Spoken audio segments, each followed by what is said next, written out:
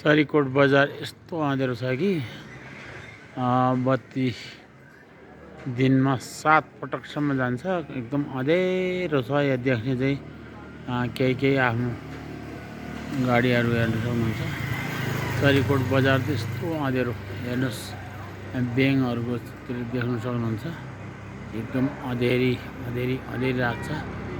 पहिला बत्ती यसरी जाँदैन थियो, अब अहिले चाहिँ अब बत्ती गएर केही चोकमा अथवा चाहिँ बजार है बन्दा भएर पर गाडीहरू आएको देख्न सक्नुहुन्छ। नत्र सबै अँधेरी रात छ।